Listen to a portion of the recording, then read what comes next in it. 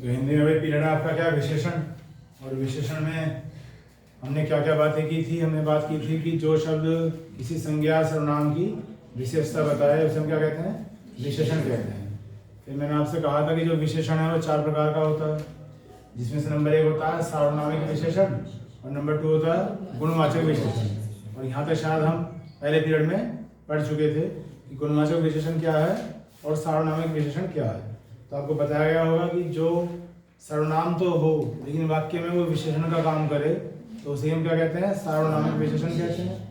और गुणवाचक जो है गुण के आधार पे हो जाता है, वो कालबोधक भी हो सकता है, वो आकार बोधक भी हो सकता है ना। तो वो सब चीज़ क्या है, गुण में आते हैं, जो गुणवाचक विशेषण की संज्ञा में बता देता है। ठीक, अब उससे आगे चलते हैं। तो नेक्स्ट पीरियड में विशेषण के तो 4 प्रकार के विशेषण में 2 प्रकार के हमारे हो गए थे, सार्वनामिक और गुणवाचक। अब तीसरा जो है बच्चों वो है संख्यावाचक विशेषण। संख्यावाचक विशेषण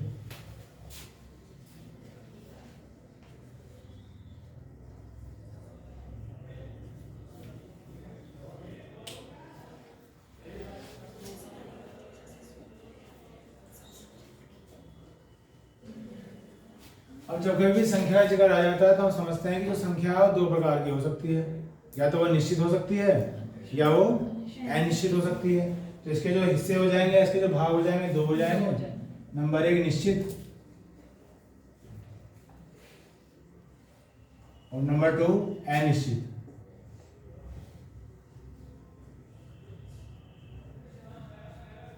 तो अब इसके उदाहरण देखते हैं कैसे क्या। संख्यावाचकता समझते ही हैं कि जो शब्द संख्या को निरूपित करे वही संख्यावाचक होगा। अब पढ़ क्या रहे हैं हम, विशेषण, तो विशेषण होना चाहिए किसी वाक्य में। अब कोई उदाहरण लेते हैं, जैसे निश्चित संख्यावाचक क्या हो सकते हैं,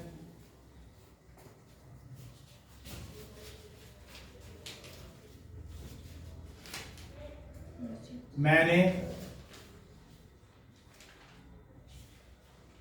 10 लड़के देखे।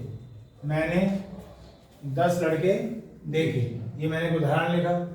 तो हमेशा की तरह ये जो मैंने है ये क्या है, कर्ता।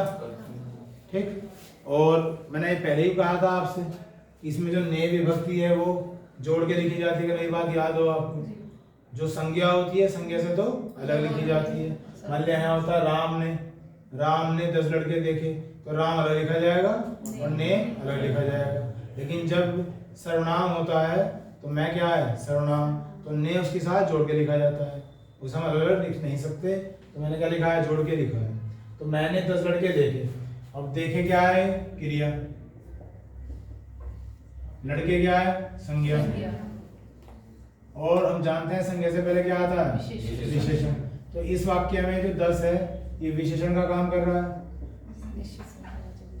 नहीं कर रहा है, क्योंकि ये लड़कों यानी कि संख्या की विशेषता बता रहा है कि लड़के कितने हैं, 5 हैं, 6 हैं, 8 हैं, 10 हैं। अब ये होता है 2 प्रकार का, एक तो निश्चित और एक अनिश्चित।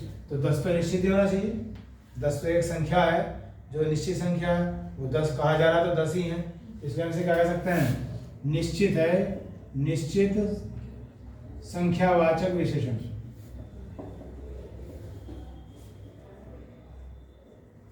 ठीक, उसके बाद नेक्स्ट उदाहरण लेते हैं।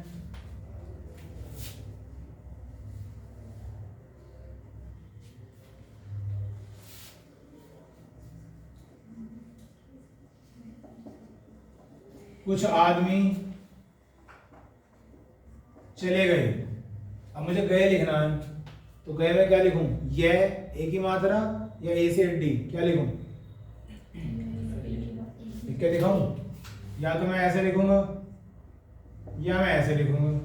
मैंने आया कि भाई ऐसे भी लिख सकता हूं, तो कौन सा सही है कौन सा गलत है, ऊपर वाला सही है और नीचे वाला गलत है। चलिए, कुछ आदमी चले गए। अब फिर वही बात, ये जो चले है ये क्या है, क्रिया, और दोनों को मिलाते जाए तो हर बार बताता हूँ आपसे, संयुक्त क्रिया है। और आदमी क्या है, संज्ञा, कौन सी संज्ञा, जातिवाचक संज्ञा। और संज्ञा से पहले क्या आता है, विशेषण। फिर ये विशेषण का काम कर रहा है, लेकिन इस बार ये शब्द किसी निश्चित संख्या को निरूपित नहीं कर रहा है। कुछ कुछ का मतलब हमें नहीं पता कि 5 की बात हो रही है, 10 की बात हो रही है या 20 की बात हो रही है, तो इसी को हम क्या बोलेंगे? अनिश्चित। अनिश्चित संख्यावाचक विशेषण। तो दो मैंने अभी उदाहरण लिए, हम देखते हैं दोनों उदाहरण में जो विशेषण आया है वो संज्ञा से जस्ट पहले आया है, तुरंत पहले आया है।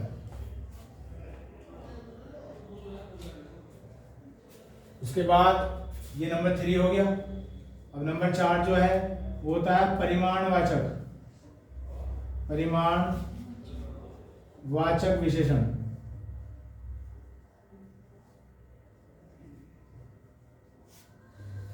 तो परिमाणवाचक जो विशेषण होता है, नाम से पता चल रहा है परिमाण, और परिमाण को क्या समझते हैं, क्या कहते हैं? मात्रा। तो किसी चीज की यहाँ पे मात्रा की बात होगी, संख्या की बात नहीं होगी। अगर संख्या की बात हो रही थी तो संख्यावाचक में था। जब हम क्वांटिटी की बात करेंगे, हम मात्रा की बात करेंगे, वॉल्यूम की बात करेंगे, तो हम क्या करेंगे? परिमाणवाचक, जिसे हम हिंदी में परिमाण कहते हैं। अब जिस तरह संख्यावाचक 2 प्रकार का था, तो ये भी 2 प्रकार का हो सकता है, या तो निश्चित या अनिश्चित, क्योंकि परिमाण भी यही होता है, या तो निश्चित हो या अनिश्चित हो। तो ये भी 2 प्रकार का है, निश्चित परिमाणवाचक विशेषण और अनिश्चित परिमाणवाचक विशेषण। ठीक। हालांकि ये इतने सरल होते हैं क्योंकि इनसे एग्जाम में कम ही क्वेश्चन आते हैं, क्योंकि नाम खुद ही बता रहे हैं कि ये क्या है। एग्जाम में तो मतलब एक क्वेश्चन आएगा एक नंबर का विशेषण में से, तो क्या आएगा? सार्वनामिक आएगा, जहाँ आपको सोचना ही पड़े, समझना ही पड़े। लेकिन क्योंकि है 4 प्रकार के, तो बताना तो है ही। परिमाणवाचक विशेषण। अब इसका कोई उदाहरण लेते हैं। उदाहरण में लिया गया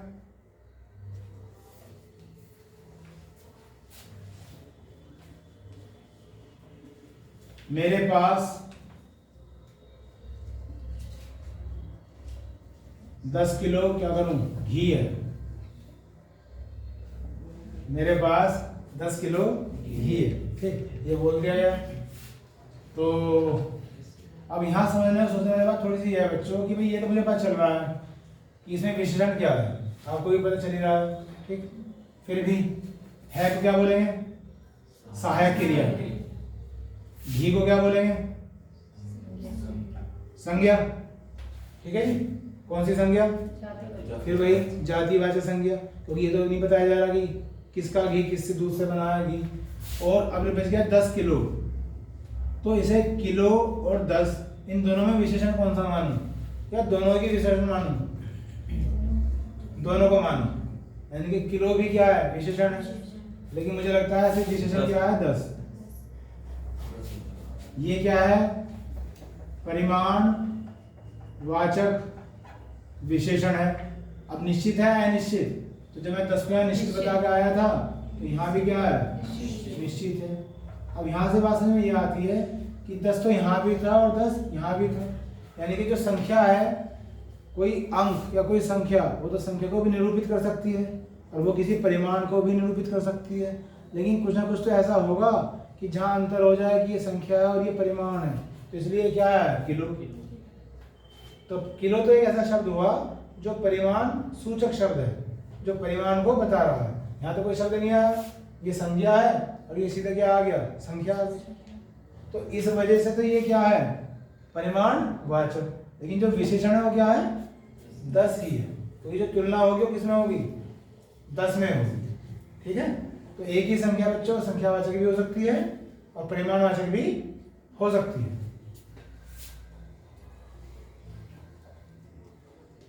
उसके बाद है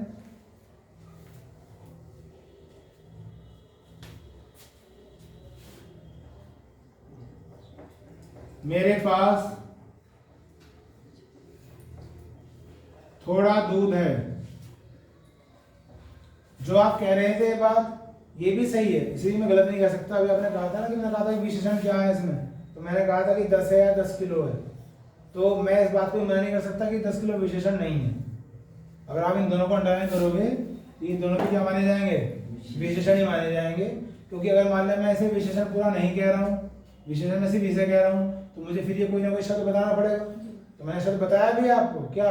परिमाण सूचक। लेकिन परिमाण सूचक हिंदी व्याकरण में तो कोई तत्व नहीं है, मतलब अव्यय प्रत्यय मुझे कुछ तो बताना पड़ेगा ना, इसलिए मैं कहूँगा क्या कि ये दोनों ही क्या हैं, विशेषण है।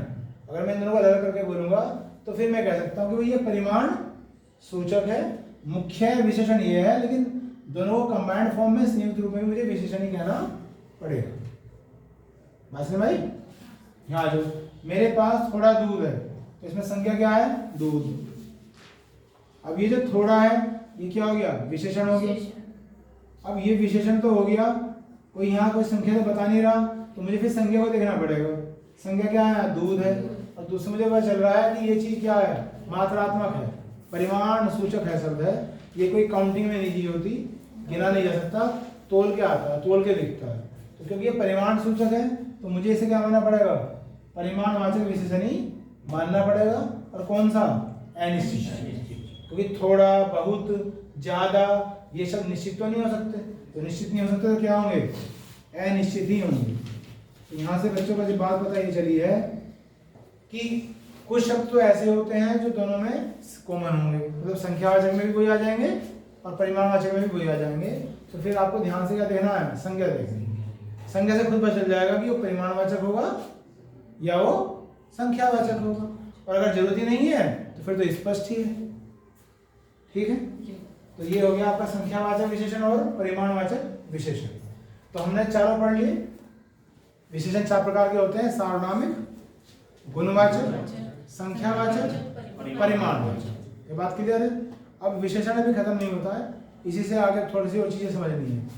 अब जो नेक्स्ट पॉइंट आएगा आपका विशेषण के अंदर ही, वो आने वाला है प्रविशेषण।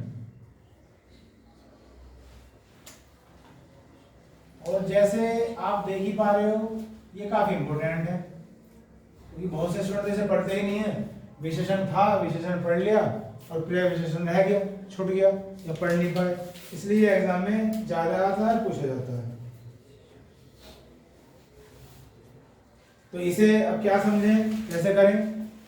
प्रविशेषण क्या होता है, तो साफ साफ दिखाई दे रहा है कि प्रविशेषण में जो मूल शब्द है वो तो विशेषण है, और प्रत्यय क्या है, उपसर्ग। यानी कि जो भी अर्थ में बदलाव आएगा वो विशेषण के अर्थ में तो बदलाव आएगा, क्योंकि जो उपसर्ग होते हैं बच्चों वो तो सिर्फ जो मूल शब्द होता है उसके अर्थ में तो बदलाव करते हैं, करते नहीं करते हैं। जैसे अब ये प्रविशेषण का मतलब क्या होगा, प्रविशेषण मतलब ये होगा कि जो शब्द विशेषण की भी विशेषता बता दे, जो शब्द विशेषण की भी विशेषता बता दे। अभी हमने विशेषण की परिभाषा पढ़ी कि जो शब्द संज्ञा की विशेषता बता दे या सर्वनाम की विशेषता बता दे वो विशेषण है, लेकिन जो विशेषण की भी विशेषता बता दे उसे हम क्या कहते हैं, प्रविशेषण कहते हैं। यहाँ लिख रहा हूं मैं, थोड़ा सा लिख के दिखा दूं। जो शब्द, जिसे लिख रहा हूं साथ साथ लिखते रहना, जो शब्द विशेषण की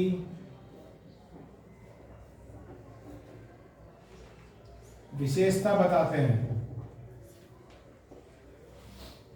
ठीक, वो क्या कहलाते हैं, प्रविशेषण कहलाते हैं। बात समझ में आ गई। अब आपने एक शब्द और सुना होगा, वो है क्रिया विशेषण। अब बाल की खाल निकालते हैं, क्रिया विशेषण। अगर मैं अभी आपसे पूछ बैठूं कि क्रिया विशेषण क्या है, तो आप बहुत फुर्ती से बताओगे कि जो क्रिया की विशेषता बता दे, क्योंकि याद या रटने की जरूरत ही नहीं है, खुद ही कह रहा जो क्रिया की विशेषता बता दे। अब अगर मैं थोड़ा सा और शुद्ध व्याकरण में जाना चाहूँ तो क्रिया विशेषण जो पढ़ाया जाता है, जो कहा जाता है, देखो दोबारा सुनो, क्रिया विशेषण ने क्या कहा, जो सिर्फ विशेषण की विशेषता बताए, और यहाँ शब्द समझे क्या लग रहा है, जो क्रिया की विशेषता बताए। तो शब्द तो एक ही है, कहीं वो क्रिया की विशेषता बता रहा है, कहीं वो विशेषण की विशेषता बता रहा है। अगर मैं इन दोनों शब्दों में तुलना करूं तो जो बड़ी टर्म निकल के आएगी वो ये होगी। वो क्यों, क्योंकि जिसे हम इंग्लिश में क्या कहते हैं, एडवर्ब। क्या कहते हैं, एडवर्ब हम इसे कहते हैं। हालांकि अगर आप हिंदी की बुक में देखो कहीं तो इसे भी हम एडवर्ब भी कहते हैं, लेकिन मैं वो ये बात बता रहा हूँ, अपनी सोच से बता रहा हूँ, जो शायद आप ना कहीं पढ़ो ना कहीं देख पाओ।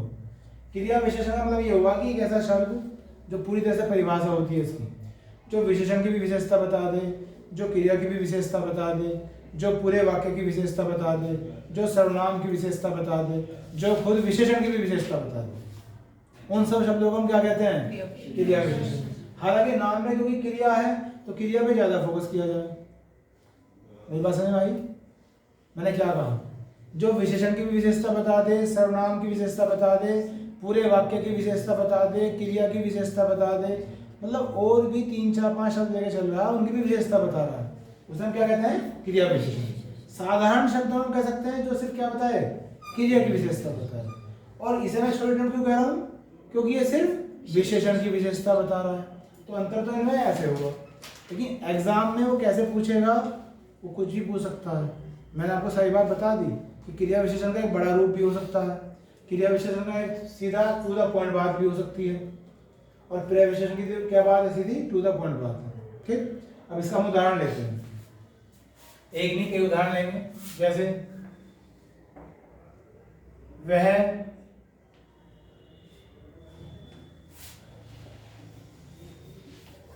बहुत तेज है, ये मैंने वाक्य लिखा, वह बहुत तेज है। तो बच्चों वह को क्या बोलूंगा मैं? सर्वनाम बोलूंगा। कौन सा सर्वनाम बोलूंगा?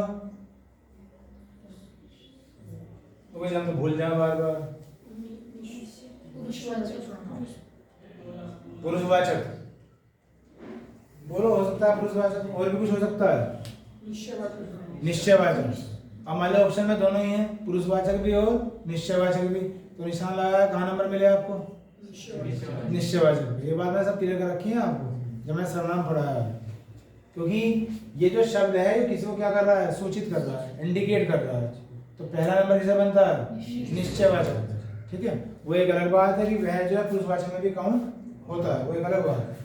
तो वह बहुत तेज है, सर्वनाम क्या हो गया? निश्चयवाचक सर्वनाम हो गया। है क्या है बच्चों? सहायक क्रिया। तेज क्या है? विशेषण है भाई। क्यों है? क्योंकि वह की विशेषता बता रहा है, और जो संज्ञा और सर्वनाम की विशेषता बताते हैं वो तो विशेषण ही कहलाते हैं। अब ये जो बहुत है ये बता रहा है विशेषता किसकी? तेज की। वह तेज है और वह बहुत तेज है, तो बहुत किसके लिए आया? तेज के लिए तो आया। जैसे मैं इंग्लिश में कह दूं you are good, you are very good, तो वेरी किसके लिए आया? गुड के लिए तो आया। तो ये शब्द विशेषता बता रहा है तेज की, और तेज आपके अनुसार क्या है? विशेषण। ये क्या होना चाहिए? प्रविशेषण होना चाहिए। यानी कि जो शब्द विशेषण के भी विशेषता बता दे वो ही क्या है? प्रविशेषण। अब वही बात मैं करूंगा, हम जिस एग्जाम की तैयारी करते हैं वहां हमें क्वेश्चंस ऑब्जेक्टिव फॉर्म में दिए जाते हैं, विकल्प दिए जाते हैं हमें। तो कभी कभी ऐसा होता है, बहुत सारे क्वेश्चन में ऐसे होता है कि आंसर 2 2 3 3 होते हैं, और हो सकता है कि जो हम आंसर सोच रहे हैं वो ऑप्शन में ना हो। अगर मान लिया ऑप्शन में प्रविशेषण नहीं है तो फिर क्या हो सकता है? क्रिया विशेषण भी हो सकता है। इसलिए मैं भी क्या बताया चला था कि क्रिया विशेषण एक बड़ी टर्म है, एक बड़ा शब्द है जो सब चीजों को कवर करके चलता है। लेकिन जब मैं उसमें स्पेशलाइजेशन ढूंढता हूँ, एक मुख्य बात ढूंढता हूँ, तो फिर एक नया शब्द क्या बन जाता है? क्रिया विशेषण। तो अगर मैं एग्जैक्ट जाऊं बिल्कुल तो उसका आंसर क्या होगा? क्रिया विशेषण।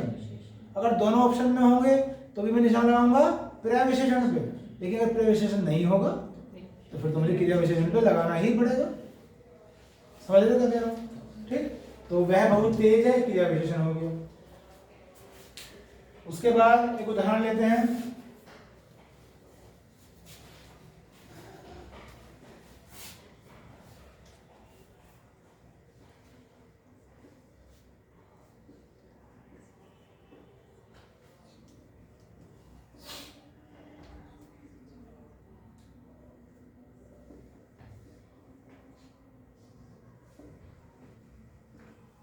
भाग्य से मैंने मैच जीत लिया, भाग्य से मैंने मैच जीत लिया। तो समझा रहा हूं आपको सोच सोच के, लिख लिख के। इसमें जब हम ध्यान से देखें अगर इस वाक्य को, तो इस वाक्य की जो शुरुआत हुई है बच्चों यहाँ से हुई है ना, मैंने मैच जीत लिया। क्योंकि ये कहा जाता है कि कोई आपसे पूछे कि भाई वाक्य की परिभाषा क्या है, तो आप भली बात जानते हैं कि किसी वाक्य में कम से कम एक कर्ता हो, एक क्रिया हो। अगर किसी वाक्य में एक कर्ता हो और एक क्रिया हो तो वाक्य संपूर्ण है। बाकी कर्म हो या ना हो। तो मैं यहाँ से देखना शुरू करा कि भाई मैंने है, ये करता है यानी कि सर्वनाम है, और जीत लिया, जीत क्या है धातु, और लिया दोनों मिलकर क्या बन जाएगा, वही संयुक्त क्रिया बन जाएगी, और मैच क्या है, कर्म। यही तो होता है। नहीं मतलब काम कौन कर रहा है, मैंने, तो करता होना चाहिए। काम क्या किया जा रहा है, मैं जीता जा रहा है, तो ये कर्म होना चाहिए। और ये धातु जीत, इसमें मैं ना लगा दूंगा, जीतना, तो क्रिया बन जाएगी। ये बात सब समझा रखी है मैंने आपको। अब इसका होना या ना होना इस वाक्य की परिभाषा को बदल नहीं सकता। ये है तो भी वाक्य है, और नहीं है तो भी वाक्य है।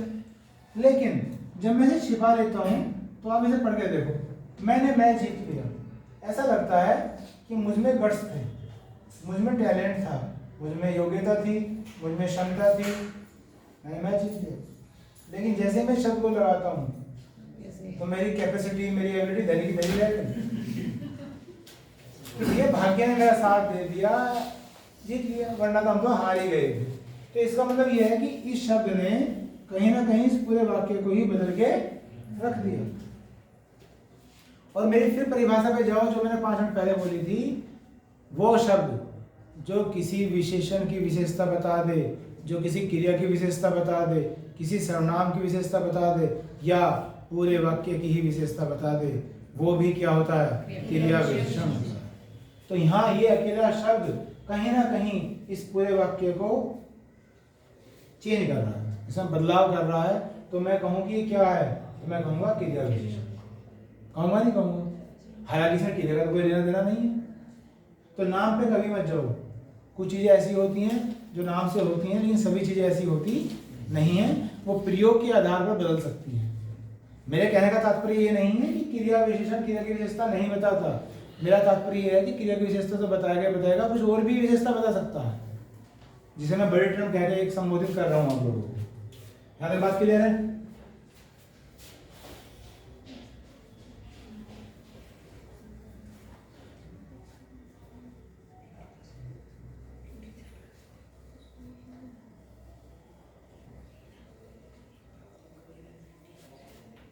चलिए जी आगे देखते हैं।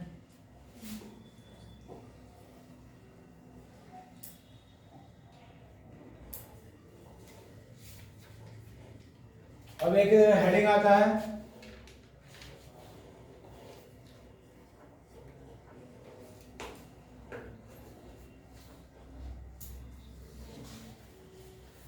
विशेषणात्मक प्रत्यय। ये हेडिंग डाल लीजिए।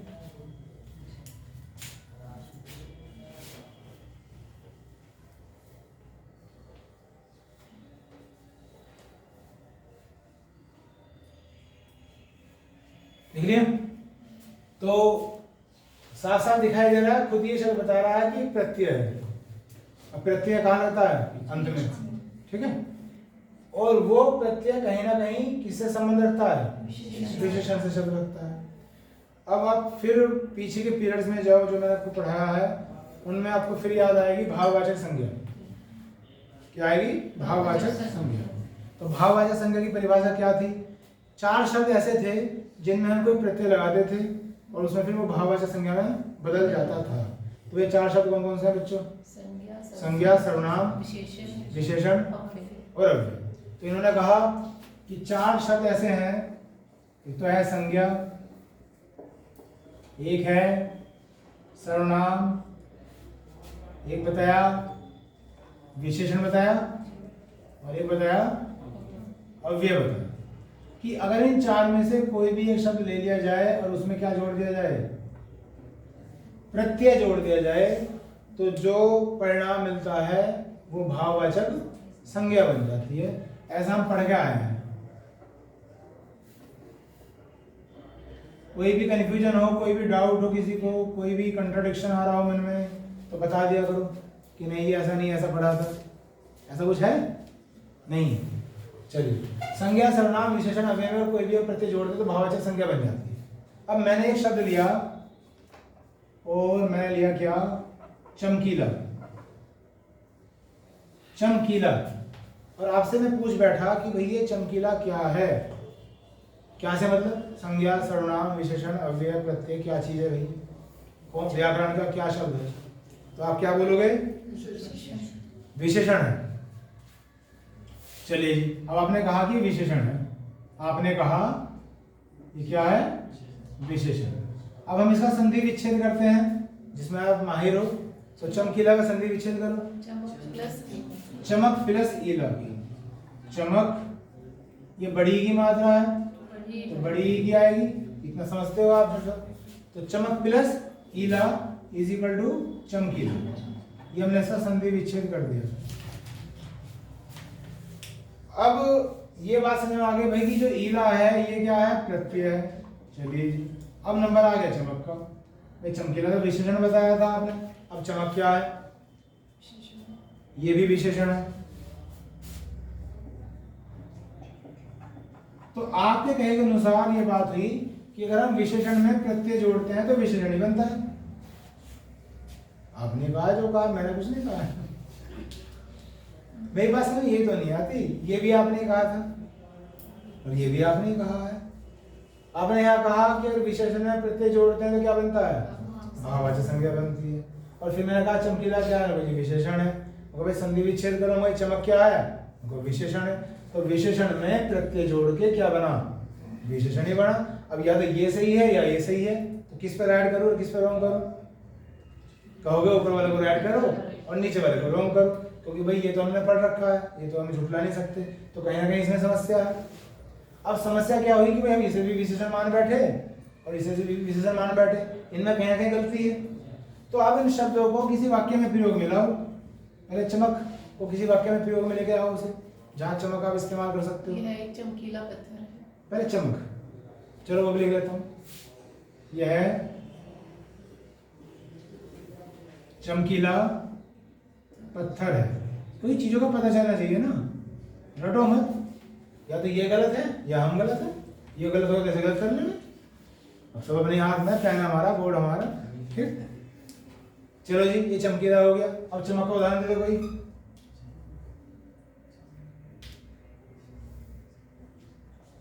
नहीं मिल रहा कुछ?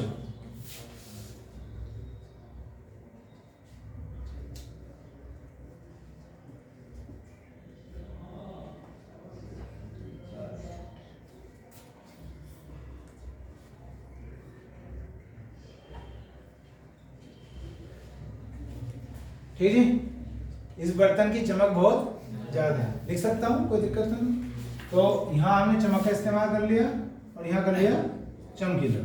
अब देखिए भाई क्या क्या है, कैसे है, क्यों है। यह पत्थर और है का तो पता ही आपको, सहायक क्रिया। पत्थर को आप बोलोगे संज्ञा। अब इन दोनों शब्दों पे बात आ जाती है। तो यह क्या है? निश्चयवाचक सर्वनाम जो भी बोला था। अब बात आ गई चमकीला की, बताइए। विशेषण। तो आप कहोगे कि भाई चमकीला जो है पत्थर की विशेषता बता रहा। तो ये बात तो सही होगी आपकी भाई। चमकीला क्या है? विशेषण। मैं कुछ नहीं ले जाना चाह रहा हूँ आपको घुमा फिरा कर। ठीक, यहाँ पे चल गया इस वाक्य के प्रयोग से कि चमकीला क्या है? विशेषण। अब यहाँ आ जाओ, चमक बताओ। यहाँ क्या है? संज्ञा। यहाँ संज्ञा है। इस बर्तन की चमक बहुत ज्यादा है। क्यों? यहाँ संज्ञा कैसे कह सकते हो? और कह रहे हो, क्यों कह रहे हो? और कौन सी संज्ञा होनी चाहिए?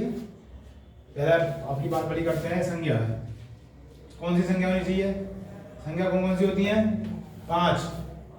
व्यक्तिवाचक संज्ञा, जातिवाचक संज्ञा, भाववाचक संज्ञा, समूहवाचक संज्ञा और द्रव्यवाचक संज्ञा। बताओ जी, अगर ये संज्ञा है या नहीं, वो बात की बात है। अगर ये है तो कौन सी?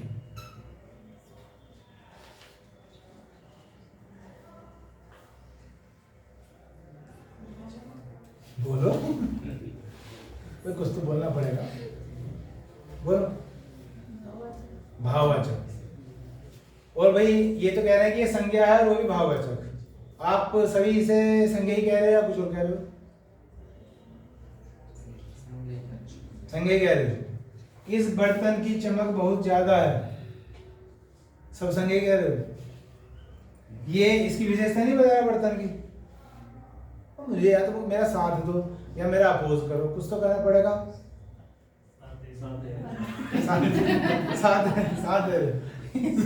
इस बर्तन की चमक तो ये जो चमक है बर्तन की विशेषता नहीं बता रहा, और जब विशेषता बता रहा है तो फिर मुझे क्या करना चाहिए?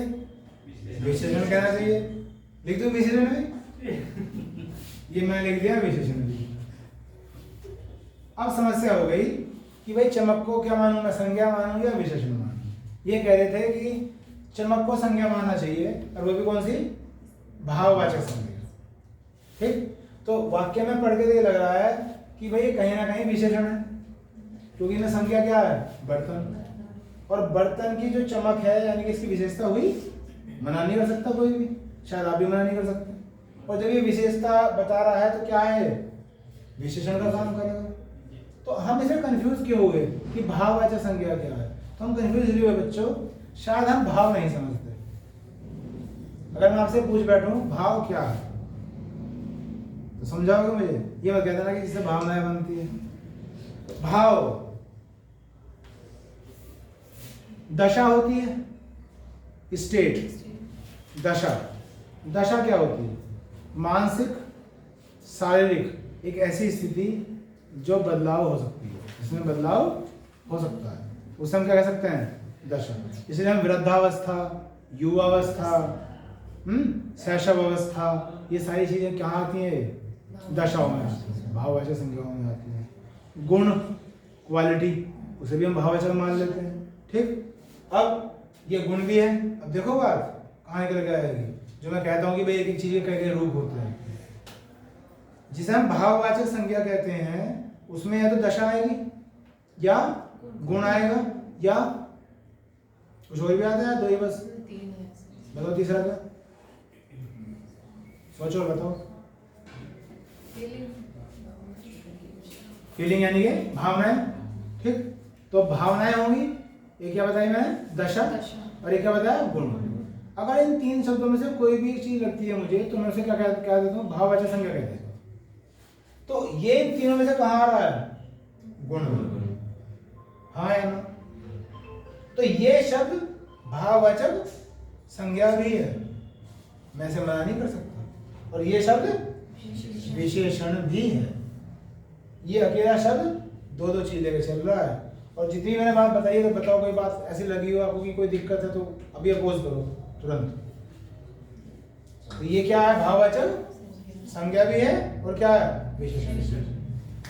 अब जब हम विशेषण में प्रत्यय लगा रहे थे तो क्या बन रही थी? तो जो ये चमकीला है ये भी विशेषण का भी काम करेगा और भाववाचक संज्ञा का भी काम करेगा। इसलिए मैं हमेशा आपको बताता हूँ, आप हिंदी पढ़ रहे हो, इंग्लिश पढ़ रहे हो, जब तक वो अकेला शब्द रहेगा आप निश्चित रूप से उसके बारे में कुछ नहीं कह सकते जब तक कि वो किसी वाक्य के अंदर ना आ जाए। उसकी सही पहचान वाक्य के अंदर ही होगी। और यहाँ हमने वाक्य भी लिखा, यहाँ भी क्या निकल गए? दो दो निकल गए। यहाँ जो मैंने वाक्य लिखा था ये क्या था? विशेषण कह रहे थे हम इसे, और यहाँ हमने क्या बता दिया? भाववाचक संज्ञा भी बता दिया। बात समझ में आई? तो विशेषणात्मक प्रत्यय मेरा हेडिंग था, तो एक ऐसा प्रत्यय जो विशेषण में जुड़ जाए और कोई एक नया शब्द बना दे। तो कहीं ना कहीं आप सोचो, ये चार शब्द रखे हैं मैंने, क्योंकि मुझे ये समझाना तो मुझे सिर्फ क्या लेना पड़ेगा? विशेषण लेना पड़ेगा। विशेषण में जब मैंने प्रत्यय जोड़ा तो एक नया शब्द बन गया। तो बस इसी प्रत्यय को क्या बोलते हैं? विशेषणात्मक प्रत्यय बोलते हैं।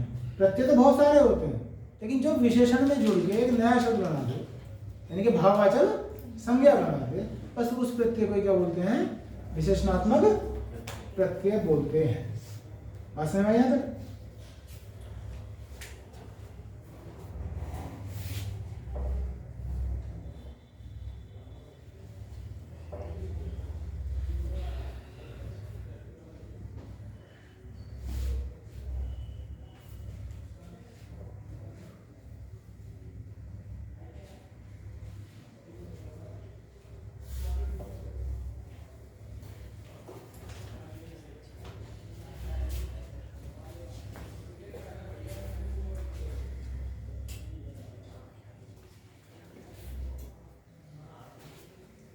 उसके बाद आगे इसी में एक पॉइंट है,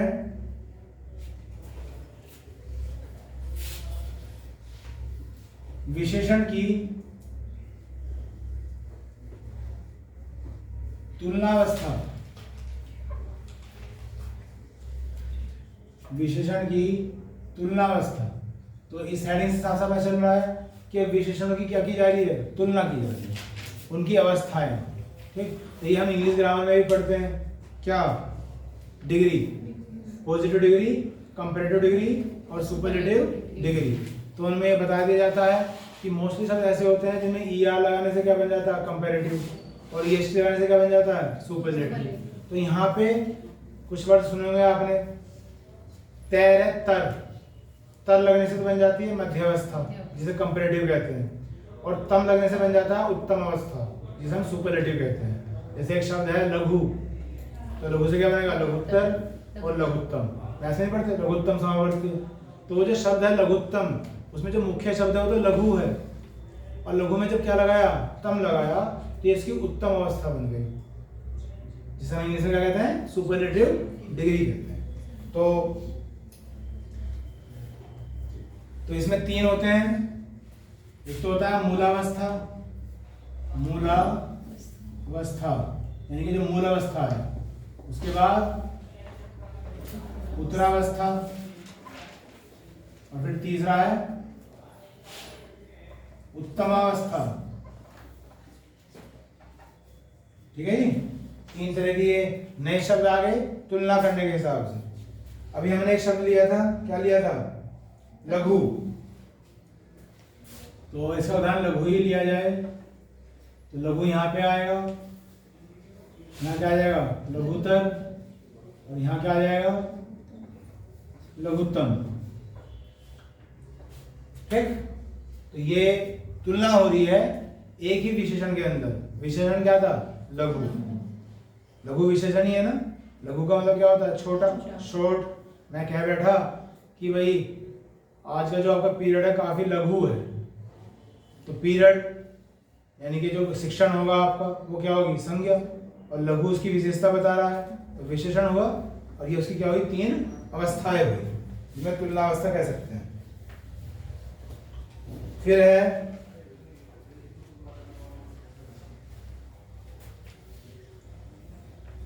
उच्च, दो तीन शब्द देख लेते हैं बस।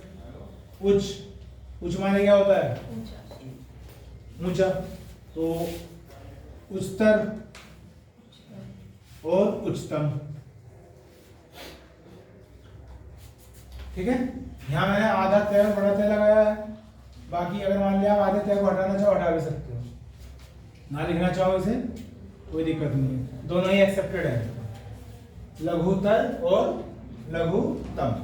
ठीक, क्योंकि अभी मैंने बताया कि क्या लगता है, तर, और यहाँ क्या लगता है, तम। लेकिन जब हम कुछ शब्द को खींच के बोलते हैं तो आधा तय लग जाता है उसमें, तो दोनों ही मान्य है।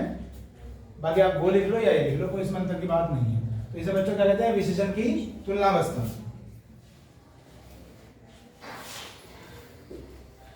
ये विशेषण तो आपका पूरा हो गया, बस दो चार मैं आपको उदाहरण दे दूं।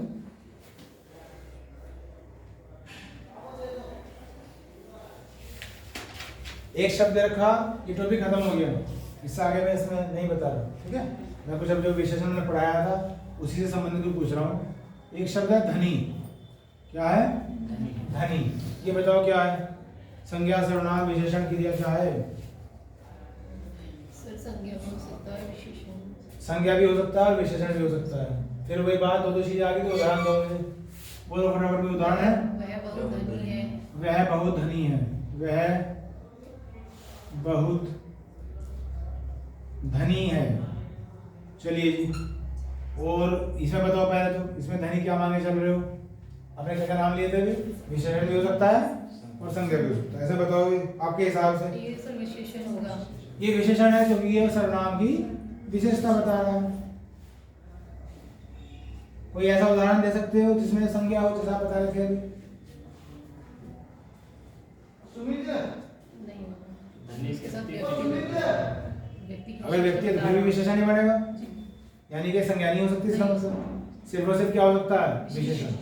इन्होंने अपने मन में सोचा और ये बताया कि अगर मैं ऐसा उदाहरण ले लूं कि वह बहुत धनी व्यक्ति है, मतलब यहाँ पे व्यक्ति भी लगा दें अगर, तो व्यक्ति क्या हो जाएगी, संज्ञा, और संज्ञा से पहले फिर भी क्या आएगा, विशेषण ही आएगा। यानी कि सिर्फ और सिर्फ क्या है, विशेषण है, संज्ञा नहीं हो सकती। अब अगर मैं ऐसा संधि विच्छेद करूं तो धन प्लस ई धनी। अब इस धन को क्या बोलोगे? संज्ञा सर्वनाम क्या बोलोगे?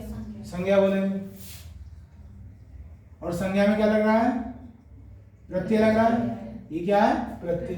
तो इस परिभाषा से अगर हम संज्ञा में प्रत्यय लगा देते हैं तो क्या बन जाता है? भाववाचक संज्ञा बन रही है। ये आपकी संज्ञा बन गई।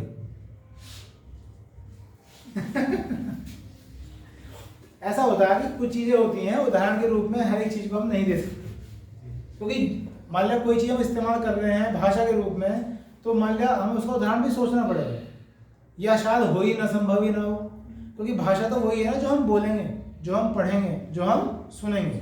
लेकिन शब्द के रूप में तो हम उसके अर्थ देख सकते हैं, लेकिन जब हम इसके उदाहरण देखेंगे तो हर जगह क्या निकल के आएगा? विशेषण निकल के आएगा। इन्हें मैं शब्द के रूप में देखूंगा तो संज्ञा में जब प्रत्यय जोड़ देते हैं क्या बन जाता है? भाववाचक संज्ञा। और जोड़ा गया और क्या बन गई? भाववाचक संज्ञा बन गई। मेरी बात समझ रहे हो आप? ठीक। तो मान लिया यही क्वेश्चन आ गया आपका और उदाहरण में उसने कहा दिया ये क्या है, तो विशेषण ही है। लेकिन इसका मतलब ये नहीं कि जहां धनी हो वो विशेषण। सोचना पड़ेगा, समझना पड़ेगा। बात क्लियर?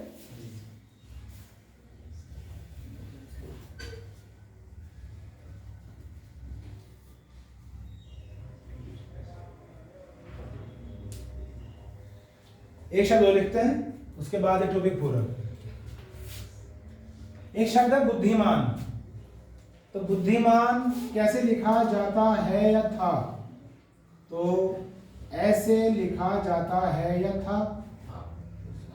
है या था? तो ऐसे लिखा जाता था, ये कह रहे हैं आप, ये कहना चाह रहे हो आप। ठीक।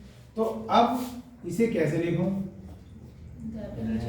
दे अलग, है अलग, दे के नीचे तो मान तो कहीं गया ही नहीं।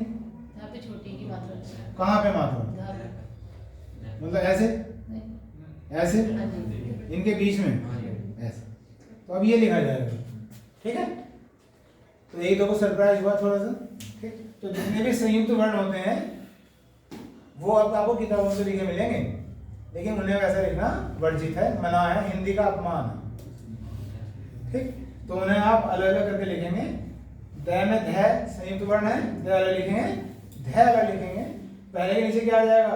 हलंत। और ये हलंत यही बताएगा कि ये वर्ण अलग अलग नहीं थे, ये किसी का संयुक्त रूप था। क्योंकि अगर आपने हलंत नहीं लिखा तो ये है अलग अलग वर्ण। ये हलंत है तो मतलब है कि संयुक्त वर्ण था, और मात्रा इन दोनों के बीच में आने वाली है, जो कि पहले हुआ करते थे। ठीक। अब ये बुद्धिमान क्या है? संज्ञा है या विशेषण है? क्योंकि हर शब्द दोनों हो सकते हैं, तो ये भी दोनों है। अभी तैयार हो गया है कि भाई इसे भी मुझे क्या बताना है? दोनों ही बता के चलना है। ठीक भाई, चलो अच्छी बात।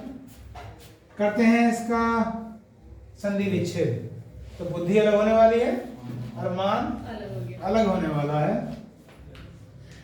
तो भाई मान, अच्छा मान क्या होता है? ऐसे पूछा, मान क्या?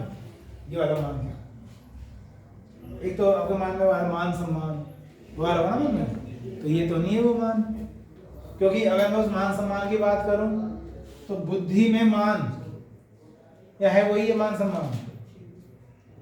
बोल रहा हूँ कुछ आया बताओ। वही है, वही है। अच्छा जब हम बोलते हैं श्रीमान, श्रीमान श्रीमती, तो जब श्रीमान बोलते हैं तो मान में हमने श्री लगा दिया, तो वही मान है शायद, है ना?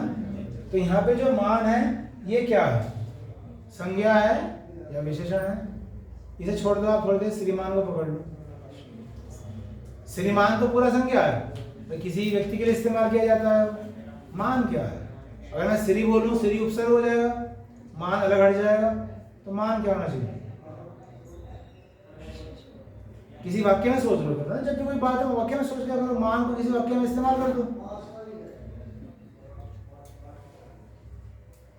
मेरे घर में मेरा मान बहुत है, मेरे घर में मेरा मान बहुत है। मेरा मान क्या है? सोच के बोलो, जल्दबाजी ना बोलो, क्योंकि मुझे फिर लिखना पड़ जाएगा पूरा वाक्य में। मेरे घर में मेरा मान बहुत है, सब भूल जाओ, मेरा मान, दो शब्द को बस, मेरा मान। मेरा क्या है? निजवाचक सर्वनाम नहीं है।